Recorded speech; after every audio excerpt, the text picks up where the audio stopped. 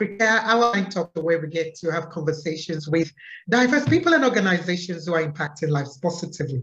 Yes, this is me, Kemi Akiode Adebayo, aka Mama K. And in today's program, and to share our amazing story, is our my dear daughter, friend, mentee, volunteer, so many names you can already see. She's smiling already. Our gentle, kind, multi-talented Ifeoluwa Alaba, who is an artist and a final year student studying psychology as major and communication as minor in Canada. And she's joining us all the way from Canada, although she lives as well in South Africa. Ifeoluwa, how are you today? I'm good. How are you? I'm very, very well. Let's start first with Ifeoluwa. What does Ifeoluwa mean, and where is that name from? Ifeoluwa means love of God. So it's a Nigerian name, specifically Yoruba, because I was born in Nigeria. So yeah. Okay, so you were born in Nigeria. What position are you, family-wise? Firstborn. I'm the firstborn. I don't think I would do well in any other position. So. So you were born in Nigeria, and how old were you when you left Nigeria for South Africa? And why? Why did you guys leave? I think I was 7. So I have two things that I say, mostly because like I heard 2 things. My mom came over to South Africa to do her PhD or her postgrad, but then they told us it was a holiday. It just never ended. So to be honest, I'm not sure which story is true. You want to get your mom into trouble. She had to tell you it was a holiday to get you out of Nigeria, I'm sure. Okay, so you were about 7 then, and how was life growing up in South Africa? Was it Johannesburg you moved to, or Cape Town? So I moved to Pretoria first, and then we moved to Cape Town like about 2 years later. Pretoria was great also because I stayed with my cousins for a bit, and so we have a really close bond. But I think like Cape Town was like my formative years when I started like, you know, experiencing like what I wanted to do, who I wanted to be, just, you know, formulating my own things. Because at the end of the day, in Pretoria as well, like my cousins had their own life, you know, so it's always like, okay, Tofa and Tofami's cousin, this and this. But like in Cape Town, it's like, oh, that's Ife. And then Ora's like Ife's little brother. So he is Ora's your younger brother. Yeah, Ora's my younger brother. Okay. So now he's the one who has to like figure it out for himself. So you said your formative years in Cape Town.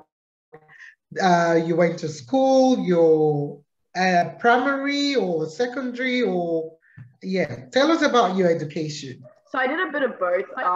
I did like 3rd grade in Pretoria till I think 4th grade. Then I moved to Cape Town. Well, I shouldn't say I moved to Cape Town. My mom moved us to Cape Town. And so I did 5th grade to 7th grade in Cape Town. And then so I was doing, like, I moved schools quite a lot actually, because 5th grade and 6th grade was in like St. Joseph's. And then we moved to a new neighborhood. So we also moved schools. So I did 7th grade in like, it's called, is it the Green School? Yeah, the Green School, Pinehurst. And then obviously like, I had to move to high school because it was just a primary school. So I went to Rustenburg Girls High School. So from 8th grade. And then I dropped out of school like 10th grade, 10 and a half. And then I started home. Why did you drop out of school? I was failing. It's just that simple.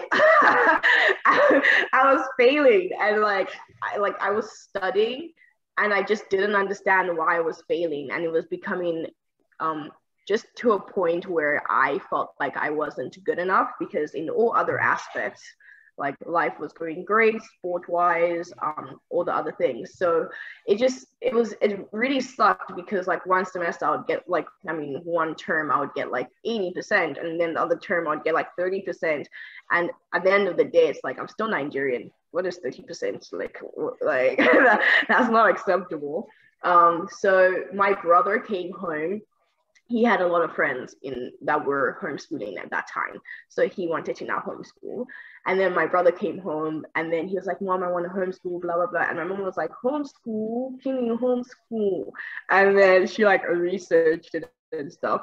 And like another term went by, failing once again. And then I remember like we talked about it. I was like, okay, cool. Yeah, sure. And then my dad had come to visit because he lives in Nigeria. So he visits South Africa and sometimes we visit Nigeria as well. So we're around like dinner table, probably like at Spur somewhere because he loves to go to Spur. And then my mom was like, yeah, I think Ife should homeschool. And my dad was like, I don't know what this is. I'm so confused. And then, yeah, I just stopped going to school, gave in like a letter saying I'm not coming back. My brother, Auric, So my brother Aura came home saying he wanted to homeschool because at that time all his friends were homeschooling and he thought it was cool. And then obviously another term went by. Well, not obviously, but another term went by and I failed. And so it was just really frustrating. Then my mom was like, "You want to try it out?" I was like, "Sure, cool, I'll try it out." And we told my dad at like a dinner. I think we like butted him up with dinner or something. And then we told my dad. And then after that, I just sent a letter to school saying I'm not going to school anymore, and I stopped going to school. For the first like 6 months, I think I just kind of did things online, did math online and stuff like that. And then we went to a homeschooling fair to see the different types of homeschooling there was. And it was just like a new world of like things that you could do if no matter what you wanted to do. And then I just joined. I decided, my mom wanted me to do A levels, but I was like, I'm not here on earth to kill myself. Therefore, so I'm not doing it. But then I chose like a University of Nebraska online high school. I feel like at that time, maybe I thought it would be easier, but those textbooks are so thick. They're still in my house because no one wants to buy them because they're too thick to like handle. So I ended up at University of Nebraska high school and I finished. I basically had to kind of like had to start high school again, but I had to finish it in like 2.5 years. And then I finished it and then I finished school. That was it. Wow. Wow. What a rebel you were. Just like that, you dropped out and told the school you dropped out. And you obviously your mom, and your dad definitely, they gave you all the support needed as well, because it seems, yes, normal school was not for you, but you excelled, though, during homeschooling. Yeah. I think my mom was more the rebel because she was just like, this isn't working. Like, and this, because she could see I was trying. It's not like I was there doing nothing, Right. It's like I was actively trying, and like during the like midterms and things like that, I'll do great. But then with like finals, there's suddenly things that I've never seen before are just appearing on this test, and I'm like, what? Like, am I the issue? Am I a problem? So it's not like I wasn't like trying. I think she could see that. And it was funny because everyone around me was like, no, you're too social for homeschooling. You're never going to survive. So it was really more of a team effort between my mom and I to make sure that, because even when she told people were like, now this is not going to work. So it was a team effort to make sure that, like, firstly, apart from the fact that I do well, Yeah, and you excelled, and at the end of the day. So let me fast forward and rewind a little bit there. Go back to, in terms of culture, you were born in Lagos, came to Pretoria, moved to Cape Town, now in Canada. Where are you in Canada again? I can never pronounce that, your city. What's it called? I was born in Oyo, actually, like Ibadan. Okay. But I'm now in St. John's, Newfoundland. So it's a little island out of like, it's part of Canada, but they used to be their own little country back in the colonization days. So they were their own country and then they joined Canada. So it's just an island, really. So you're studying at the university then? I'm studying at Memorial University of Newfoundland. Yeah, so I'm studying psychology and communication studies there in my final year. And you're in your final year? Yeah. So for you, culturally now, do you sway towards your Nigerian culture, or Cape Townian, South Africa, or Canadian? How has culture really influenced you as a fan? Yeah. I think it really depends. Hey, like, I think when I first got here, it was a struggle because, you know, I'm South African one day, Nigerian the next day. It really depends on how each country was doing. And here, when I got here, the same way in South Africa, it was like, because I had a different accent and stuff like that, I was never like black enough, or I was never white enough. It was also like I was never like Nigerian enough for the Nigerians here. But one thing about Nigerians, once they find out you can do something, all of a sudden you're Nigerian. So I think once they found out that I could like sing and stuff like that, then I was Nigerian enough. But I think it was just because I already had that experience of not being Nigerian enough, or not being South African enough, or not being white or black enough. It didn't really bother me, you know. So it was more of like finding my people and my group of friends, regardless of like where they come from. Like now I have like mostly African friends, you know, but like back then it was more like whoever I gelled with, you know, like it doesn't really matter where you're from. Like obviously like here, because, you know, I'm the minority, there's certain jokes that only other Nigerians will get, like certain jokes that only other Africans will get. And that's a nice feeling to have, because at the end of the day, you're far away from home, you know, so you do want that connection to other people who have the same struggle. So eventually I do gravitate towards like having more African friends. And when I say African, I don't mean like in the sense of like it's one country, like different places in Africa. Yeah. Africa as a whole. You know what? We need to stop for a break and we'll be back. We'll be right back.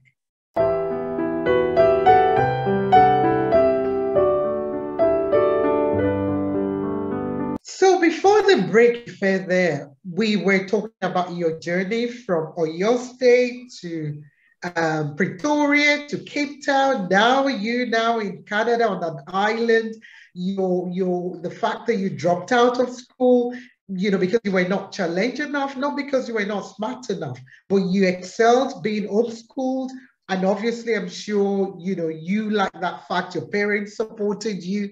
And you mentioned the fact that, yeah, being Nigerian enough, being South African enough, and now you're singing. But before we go into the singing aspect of your life, which you're a very, very awesome artist, we actually met, if I remember very well, in a super mall, Macro, by the way. I know I'm giving them a plug. You know, then, and one of the things you told me when I told you what I was doing was, oh, I would like to volunteer, you know, for your NGO. And I know you've done a lot of volunteering, you know, work in Cape Town before you left to Canada. What does volunteering mean to you, and why? How did you get involved at such a very young age? Yeah, with getting involved, honestly, it's just a thing that I've always done. It's just, I always make a joke, is like I got the volunteering bone and my brother got like the money bone. So, so like, it's just a thing. Like I can't pinpoint one moment where I don't know if it's from like my mom just signing me up to do things and then I just have to like deal with it and I might as well enjoy it if I'm gonna do it, or there's a specific moment. But even when I was like 11, I joined Scouts. And so to get like certain badges, you have to volunteer and you have to do things.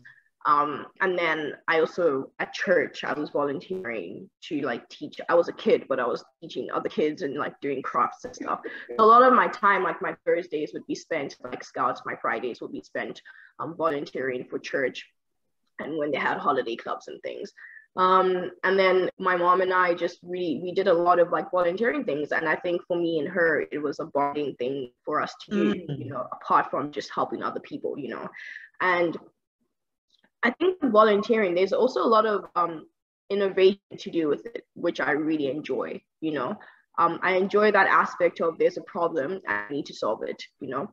And I think it's just not, I think it could start off as an extrinsic motivation, but it becomes intrinsic because at the end of the day, you form a bond with whatever you're doing or whoever you're helping, you know, and the people that you meet along the way, you would never meet them in like certain situations. They're like a lot of things that I've done and that people that I've met is not because of, you know, like a job that I've had or whatever. It's actually because I volunteered to do something, you know. And I think the trajectory that my life has taken, I think even when I like put on my resume and stuff, people are like, oh, whoa, you've done this. I think when I met you in macro, apparently it's macro, but when I met you in macro, I was also starting kind of my own NGO at that time that I wanted to explore. So it was really cool because you're like a guru. So I was like, oh, I could learn a lot from from this person. And so I feel like that's what really drew me to just wanting to join. And I think also I'm really into I was into consistency. University will slap consistency out of you, but I was into consistency. So now what has happened to your NGO now? Right now we're just chilling. Like COVID really just really just like blew the sails out of all my wins. So yeah. like, and what was the NGO about? Share some of what your work was about. So basically it was called the Echo Initiative. It was basically taking away the mess that poverty is not just about physical, but there's also mental poverty involved. So using the surroundings around you. So when I think I was like, I don't remember how old I was. I think I was like 16. I just decided to do like a genie Christmas. And so I took a bunch of jeans. I asked people to donate jeans, made them into bags. And we asked people to donate money and things to put in those bags. And then we went back home to Nigeria, carried all those bags back home to Nigeria. And we chose a school. And we just bought like Santa Claus and Father Christmas. And we decorated a room. And we provided food, a DJ, and we did a craft as well. So that craft was always made out of things around them that they could just pick up from the floor or whatever and make it into something else, just to like make sure that they know that just because you're in that surrounding doesn't mean that something good can't come out of it, you know. So it was really cool. We did that for I think 4 years.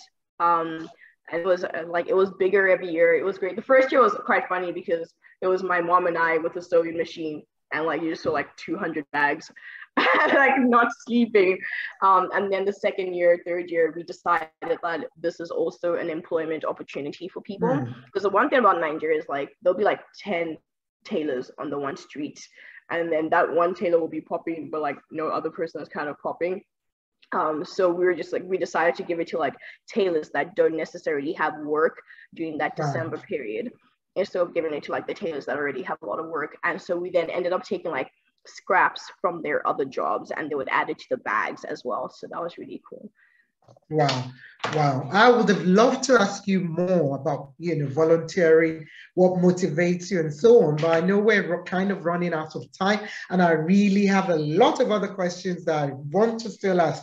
So you mentioned about the fact that you're singing and we introduced you as an artist, and I know you do play instruments as well. How did you get into music, or did music find you? How did that happen? I think music found me. Because singing has just always been the thing I did. Even for Ore, like he should thank me that he's in this world, because I sang him into this world. No, because actually one of the, like, a lot of times I know when I go back to Nigeria, like everyone's like, yeah, you were singing that you wanted a brother. And even before I knew I had a brother, like I was singing, and then my ages, I don't know what they did, but I know what they did. They got a brother for me. And then, yeah, so I've just been singing all my life. And then in terms of an instrument, I actually don't even, in third grade, like everyone in South Africa at that time had to take like flute or recorder. So everyone had to take a recorder, and then I was in choir and stuff. And so all my music teachers always made sure that I'd done some type of choir or voice lessons or theory, because they just identified that in me. And yeah, so I played the saxophone in 7th grade. I think that was like the first instrument I played, but it was just so big. And then I was like, whoa, I really like big instruments. So I remember I had to carry this huge saxophone, and like we lived like 5 minutes away by walking. I'd have to carry it, and I was super short, and I had to carry the saxophone all the way back home. I probably never practiced at home, but I still like did lessons and things. So I really liked that I was part of like a community. I love being part of communities. So I was part of like the music community, and I had orchestras, and we had all these things where I would have to force my mom to drive me to this competition and this competition. And then when I got to high school, I was an all-girls school. And so basically like they didn't have brass players. And so the brass teacher said there are only two options, trombone or trumpet. And then I tried the trumpet, and then she said my lips were too big for the trumpet. So then automatically I was disqualified. And then I started playing the trombone. And I was like, okay, cool. But the trombone, like, I don't know, like it's huge. So that appeal, just like I was offended that she said my lips were too big. But like the fact that the trombone was so big, and I'm over here like trying my best, it was just like great for me. And then I just bought it. They gave me a trombone to take home, and I just brought it to the car one day, and my mom was like, what is this? Like, what is going on? And so she kind of made a rule that if it's bigger than the car, I can't play the instrument. So she was like, if it's bigger than the car, you're not allowed to play the instrument. And then when I like dropped out of high school, I joined a music school called Ife Alaba. And that's when I like, because I was already like in jazz bands and orchestras and stuff, but like this is like I had to like do lessons and exams and things like that. And then it was quite interesting because my brother and I, we were compared a lot. Like people would compare me to him all the time, and I think that affected him. So my mom made a rule where we weren't allowed to take the same instruments at all. Wow. So like he got first dibs. Well, I already played the trombone, but I wanted to play another instrument, right? So then he was not doing the bass guitar and all the guitars, and then he took percussion. Like, and when I say percussion, like all the percussions that could be, not just drums. So I couldn't touch like string instruments, and I hated string instruments because I just feel like in orchestras they get all the glory. But anyway, so I couldn't touch any guitars, and I couldn't touch any percussion. So I just took piano for a bit, but I sucked at that. And then I took trombone, and then I took opera, and that was, Wow. You know what? We're going to listen to one of few of your songs and show a few pictures of you. So we'll be right back.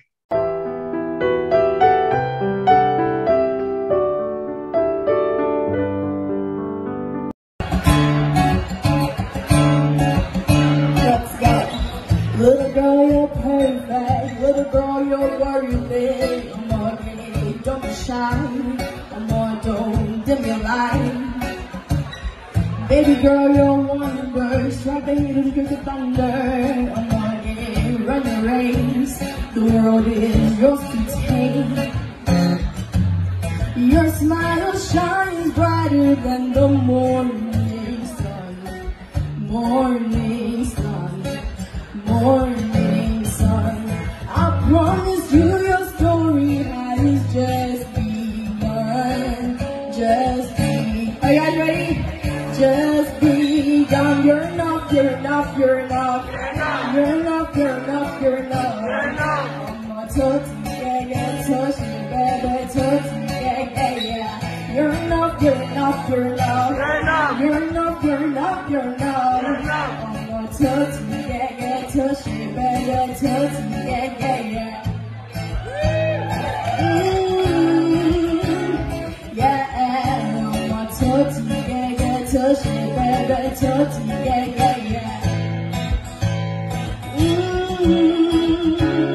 Yeah, I'm a tootsie, yeah, touch me, baby, touch me, yeah. Sweet Nubian queen. A goddess in your own right, sun-kissed with the ebony skin.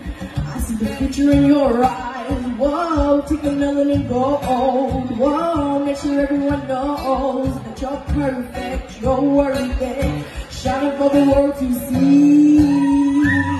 Your smile shines brighter than the morning sun.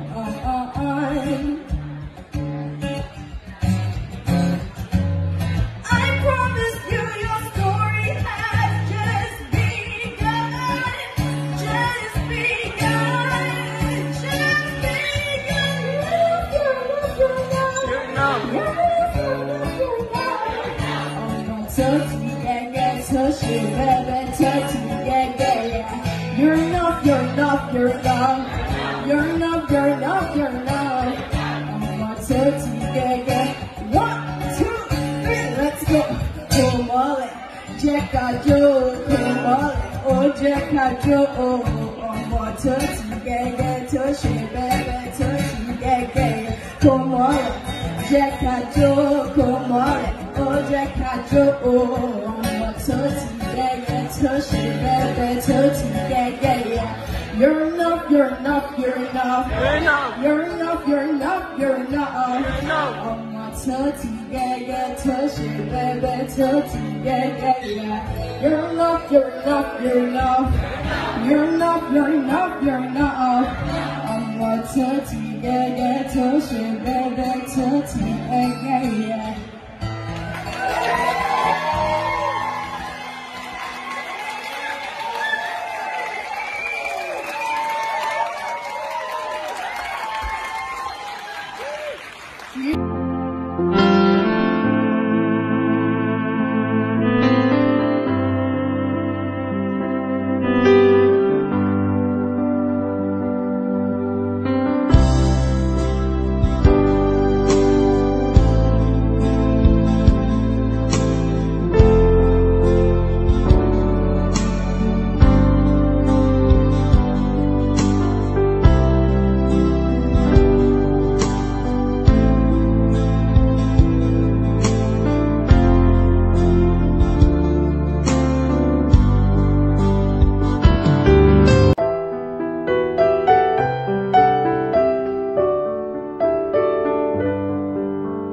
Wow, Ife, what an artist you are. I just love when you sing. Your style, your style of singing, what motivates you? And you do write your own song, do you? Yeah, I do. Okay.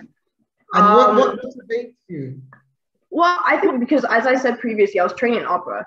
So I'm really big on showing off vocals.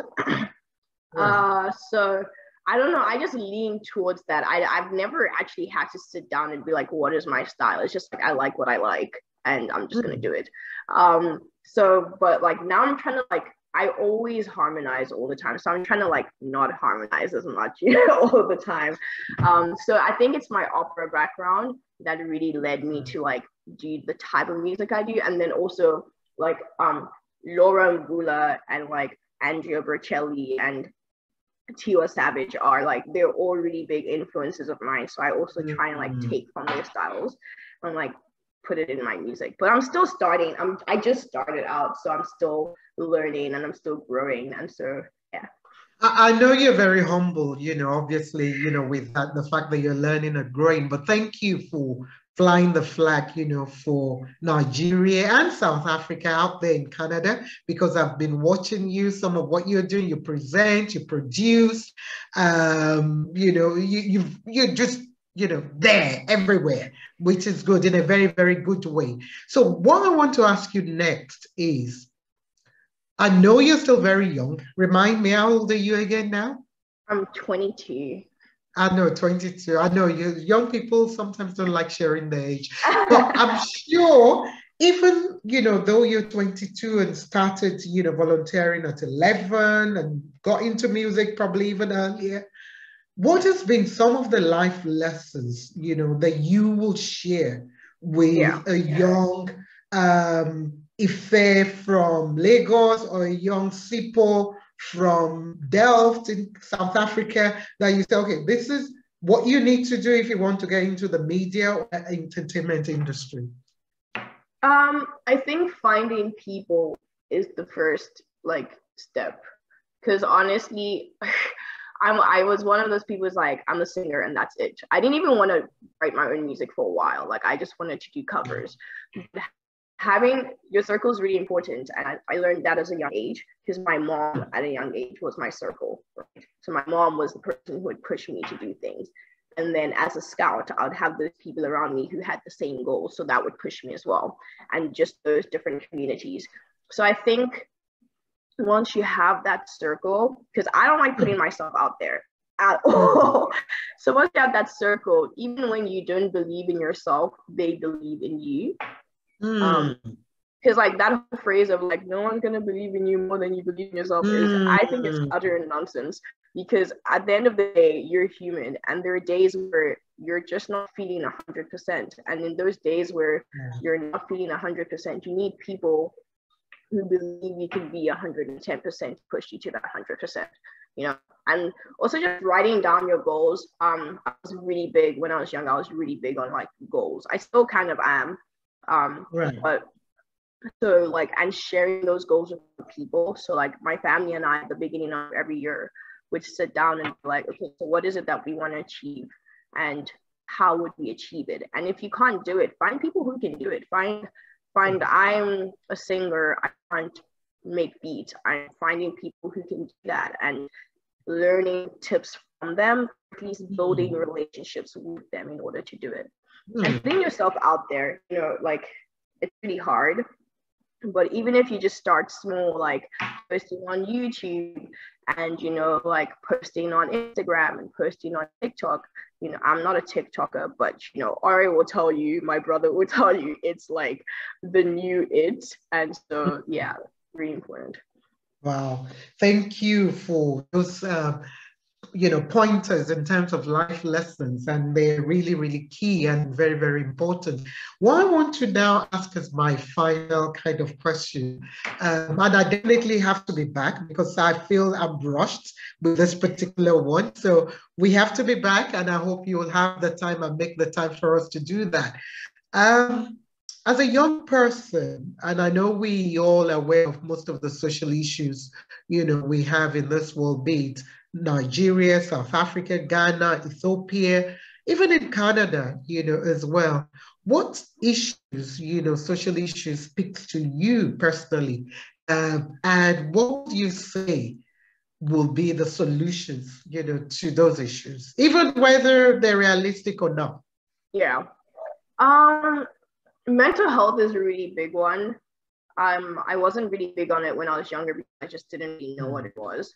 But now that I do, and now that I experienced it, I feel like mental health is actually one of the biggest drivers of like, not only inequity, but like just the jobs you get and things, and getting into drugs and things like that because of the lack of support system. And I think especially like Nigeria and sometimes in South Africa, it's like, because it's not a big deal, people just feel alone. And loneliness will drive people into doing a lot of things that can be very, very much so avoided. I think for that, it's just like having safe spaces for people to talk about it. Because you, like, if you tell a Nigerian mom that you're depressed, they'll just be like, go to church and keep it moving. But it's like those statements like that put a stigma on people, you know, and make it seem like they're not Christian, or they haven't tried, you know, doing things. So I think like having safe spaces where people can just talk, where people can interact, where people can say, I'm going through anxiety, I'm going through depression. I'm really vocal on like, if anyone asks me what are my mental health issues, I'm really vocal on saying I struggle with depression, you know, and that's okay.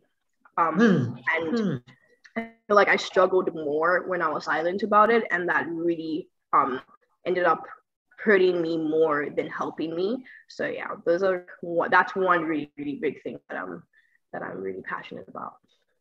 Okay. And, you know, like you said there, it's really, really important, you know, that people are taken seriously. And with COVID, you know, what COVID has shown us as well, in terms of mental health, there's a lot more, you know, that needs to be done. And like you said, it's okay, you know, to be able to say, yes, I'm struggling with anxiety, I'm struggling with depression, you know, how can I help you, or who can I help, or I need help, you know, and that is really, really, really vital and important.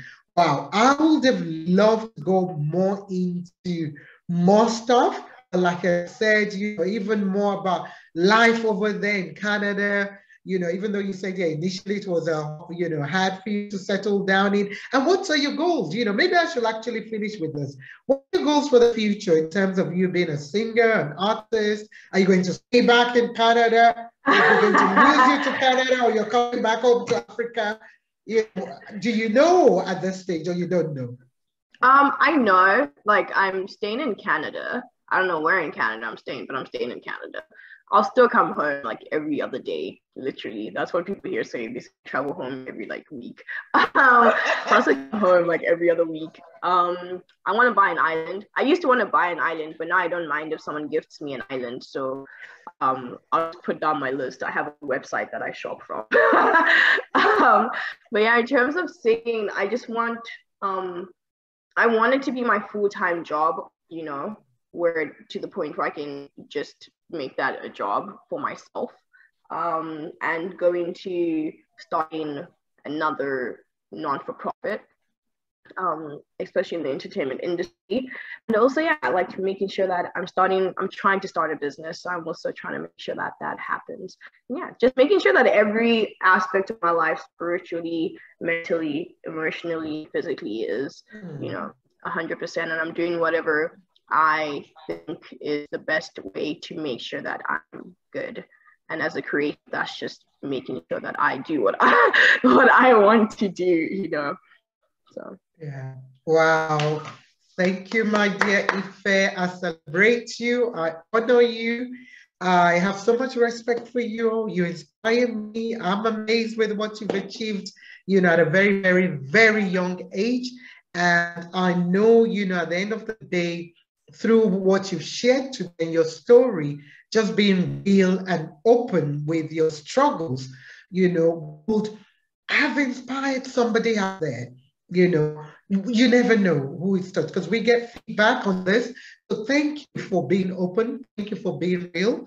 And thank you for, you know, lives that you've impacted up till now, and lives that you're probably going to impact, you know, even in Canada, and that island you're dreaming of. I'm really going to do a part 2, because I want to continue the story. I don't know, island, all these things and so on. So I want to hear more of all this, where you at and where, you know, your vision, you know, for the future. So I celebrate you.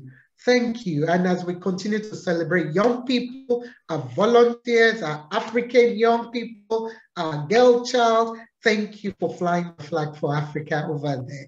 And even while here, we wish you all the very, very, very best, you know, in the future. And we'll keep watching and looking out for you. And yeah, we have a lot, you know, to talk about more. Thank you to your mother, especially, because I think you haven't made any sentence without adding your mom in there. Don't say that. Her head is going to be huge. No. So thank you to your mom, your dad, your brother, your cousins, all those who have, you know, impacted your life, you know, up till now, and who have supported you up till now. I really celebrate you. But in closing, what I would like you to do still is to just say a few words of encouragement to anyone you want to speak to out there.